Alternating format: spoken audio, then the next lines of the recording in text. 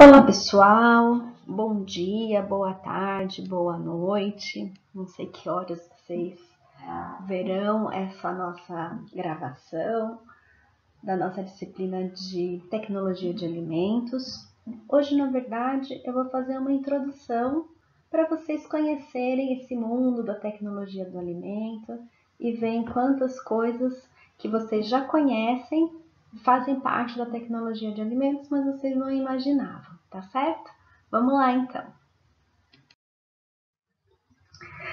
Se a gente pensar, a tecnologia dos alimentos é um conjunto de técnicas, é um conjunto de etapas e de processos que vão ser aplicados aos alimentos desde o início na sua produção, acompanhando toda a cadeia de desenvolvimento, preparo, embalagens, acondicionamento e armazenamento desses alimentos, tá certo?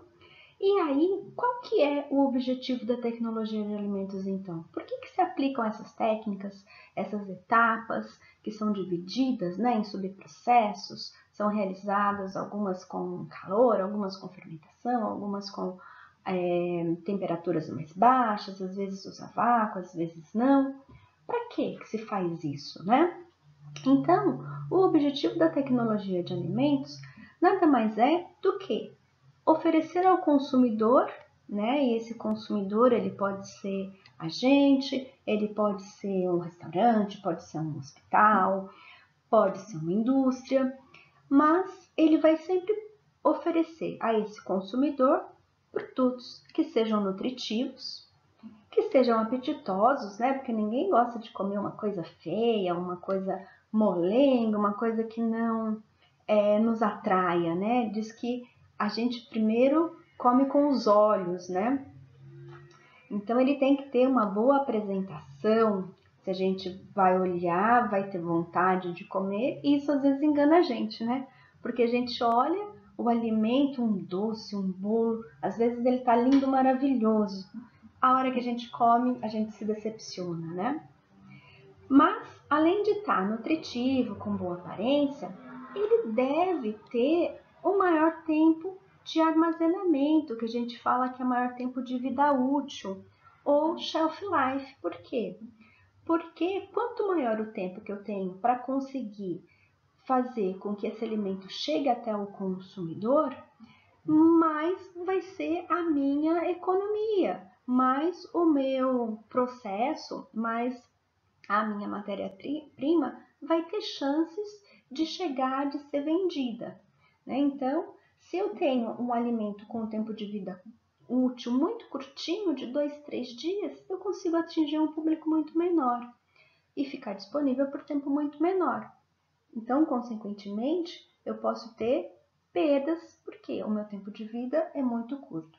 Se o meu tempo de vida de prateleira aumenta 1 mês, 2 meses, 3 meses, 6 meses, eu tenho mais possibilidades de conseguir fazer com que esse alimento chegue até o consumidor.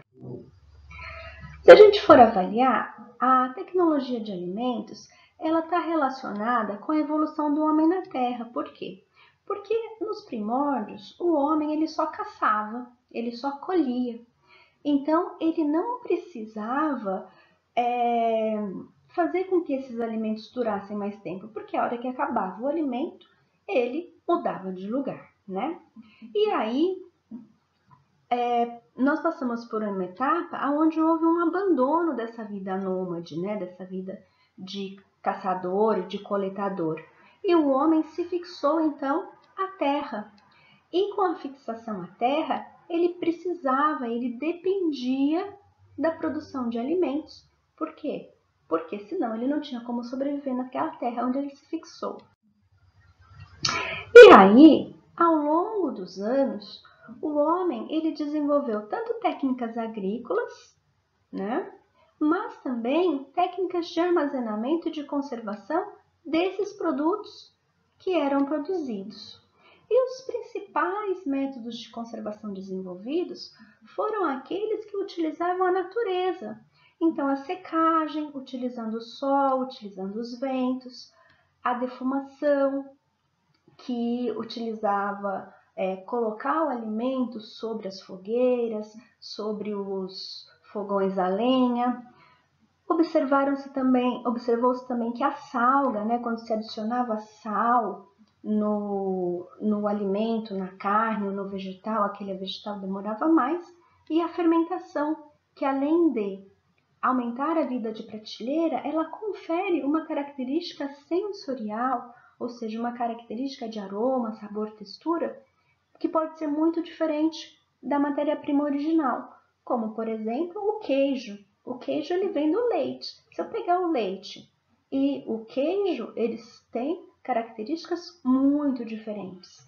Então, a fermentação, ela conserva o alimento, mas ela também dá origem a novos produtos. Mas, a princípio, essa propagação da tecnologia ela era muito lenta, né? Se conhecia só os princípios básicos. Era como uma receita de bolo, sabia que fazendo aquilo o alimento conservava por mais tempo, mas não sabia por quê, não sabia se pudesse mudar o que melhorava, o que estragava. Então era uma coisa assim muito empírica, né? Muito feita a partir de testes. E aí, se a gente for pensar na tecnologia de alimentos, ela é uma ciência que ela depende, ela se baseia em outras ciências. Por quê? Porque eu estou envolvendo o alimento. O alimento ele tem toda uma composição química, ele tem toda uma característica, se tem casca, se não tem, a perecibilidade desse alimento, quais são os micro-organismos que degradam ou não. Então, a gente tem algumas ciências onde a tecnologia de alimentos se fundamenta. A gente tem aqui as ciências biológicas, né, que vai trazer para a gente, então, essa questão da genética, a microbiologia, quais são os micro-organismos envolvidos, que vai dar para a gente o conhecimento de uma célula vegetal, de uma célula animal, que vai mostrar para a gente a questão das enzimas que são produzidas e as alterações que as enzimas provocam nesse alimento.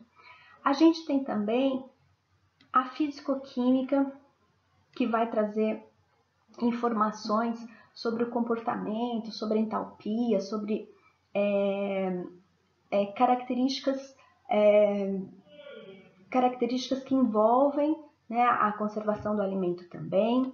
A gente tem a engenharia de alimentos, que agrega processos, né, de produção. Então, você tem a questão de produção de energia, de consumo de energia, de viscosidade para transporte dos alimentos dentro de tubulações.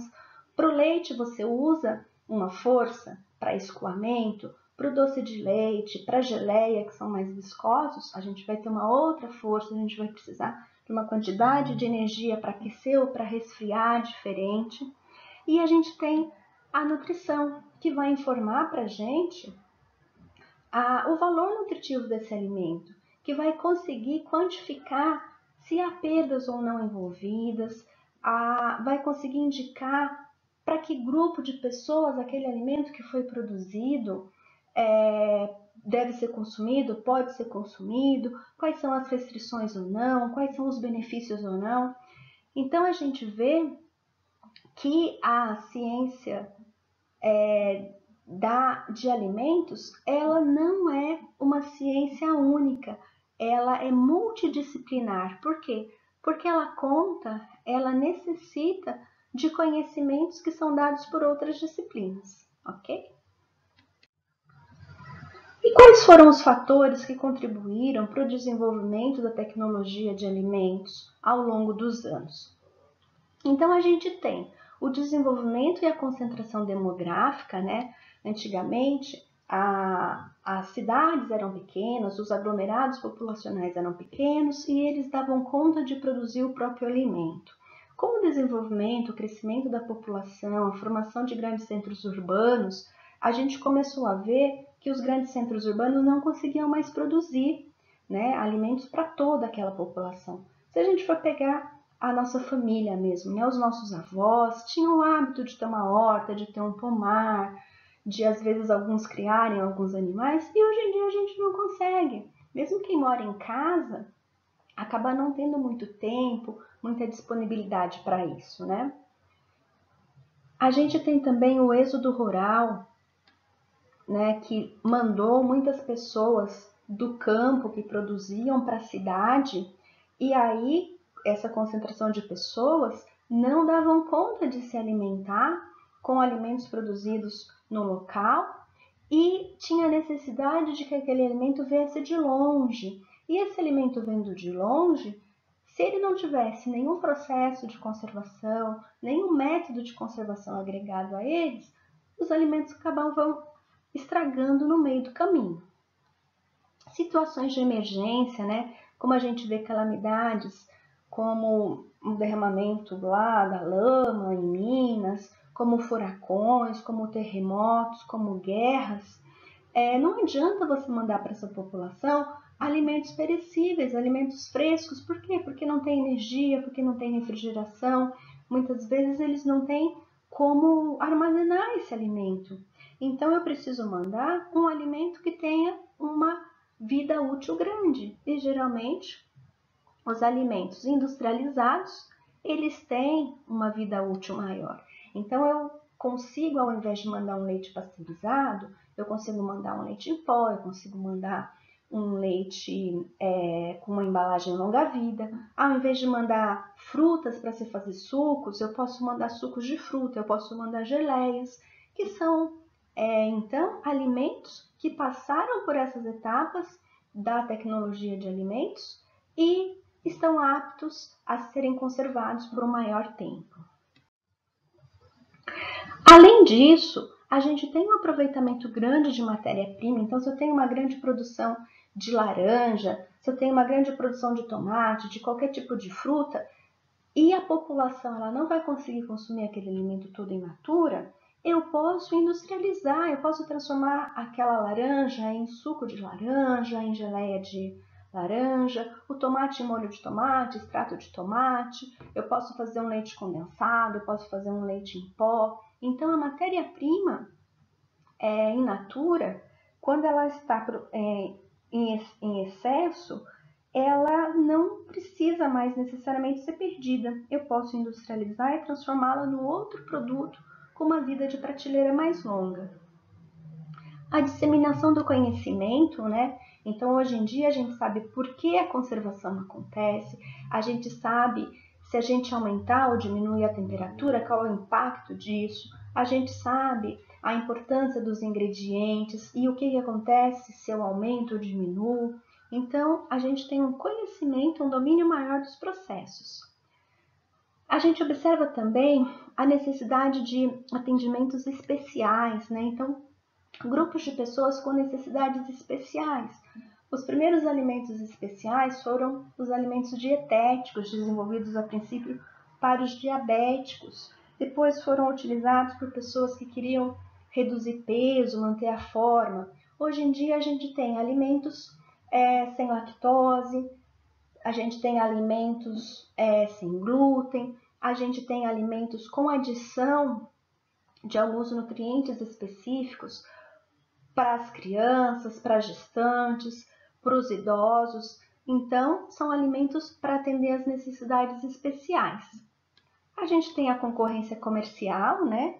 Onde você tem várias marcas oferecendo produtos similares, e aí entra a questão do custo-benefício, entra a questão do preço e da qualidade, e as pessoas acabam gostando ou preferindo determinada marca, mas estão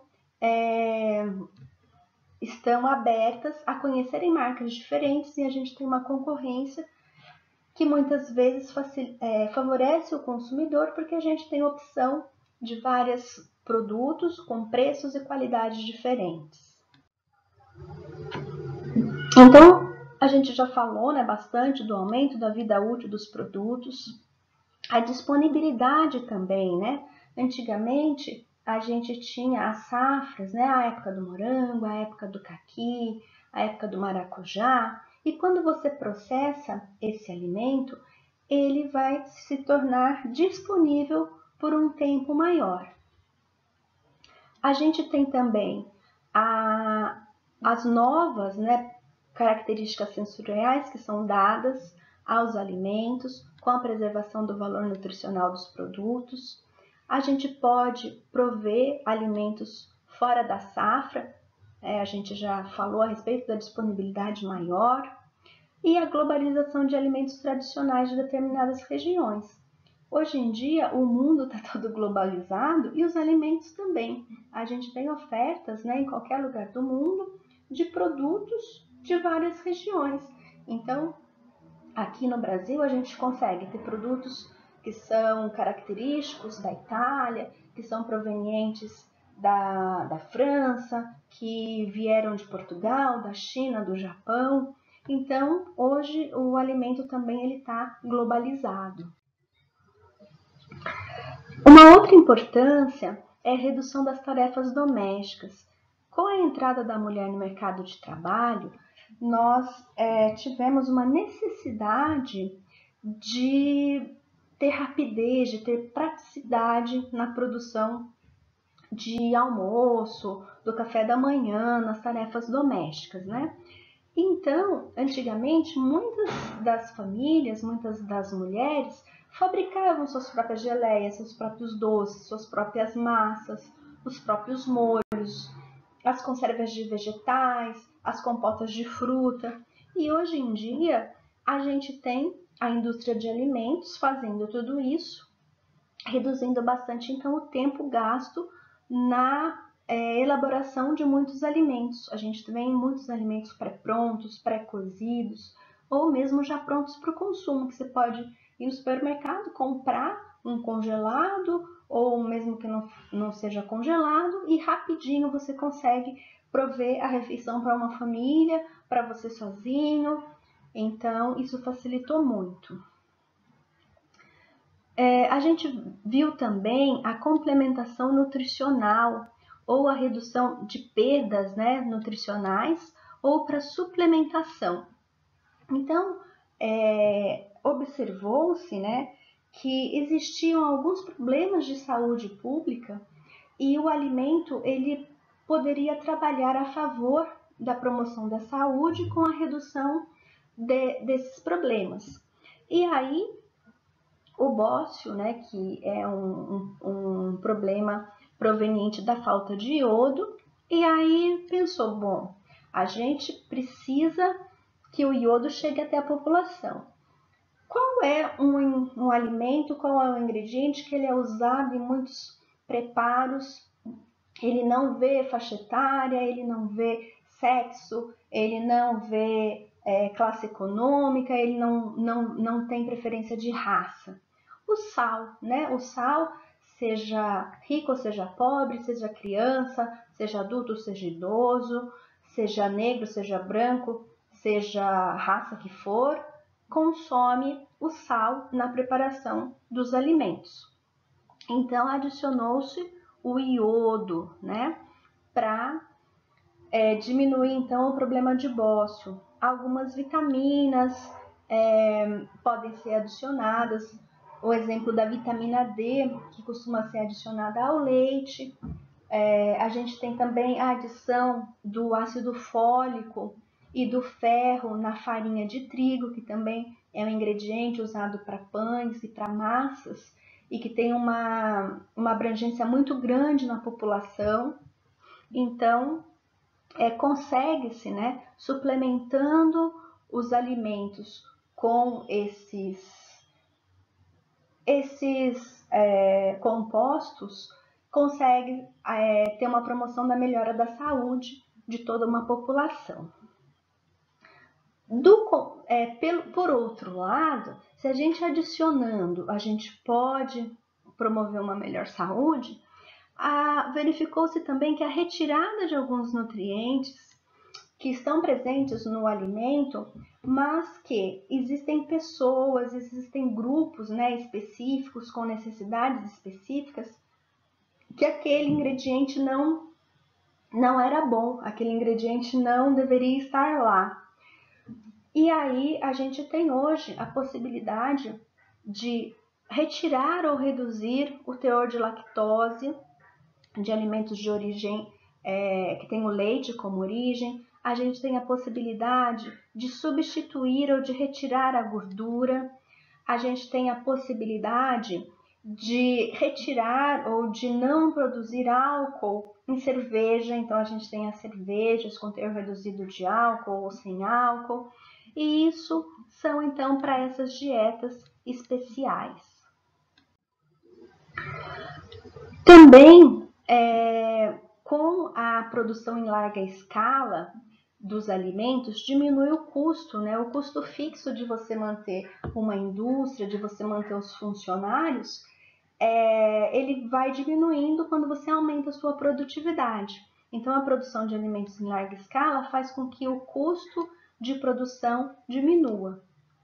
E a tecnologia de alimentos era um importante vínculo entre a produção agrícola e o consumo de alimentos, né? Então, os alimentos eles são produzidos lá no campo e eles vão percorrer um longo caminho até chegar ao consumidor final.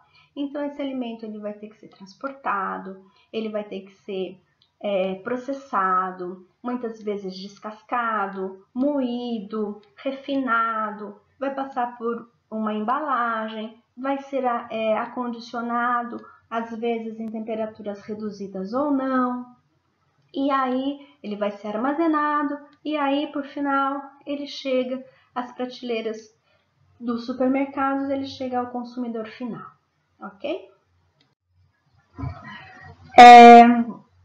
A gente observa também hoje a utilização de muitos resíduos, né, que antigamente eram descartados ou eram destinados exclusivamente à alimentação animal, como por exemplo o uso do soro do leite, né, em bebidas à base de leite, o uso de soro de leite em produtos de panificação, em biscoitos, em bolachas. O soro de leite hoje ele é inclusive desidratado e é uma matéria-prima que é usada na indústria de alimentos, desidratado devido ao maior tempo de conservação e que promove uma redução do custo da produção do alimento, mas tem a sua importância nutricional, porque no soro a gente tem as proteínas do soro do leite, que inclusive hoje em dia está o boom aí, né, do whey protein, que é nada mais nada menos do que essas proteínas do soro do leite desidratadas e concentradas, utilizadas nas academias para aumento de massa muscular.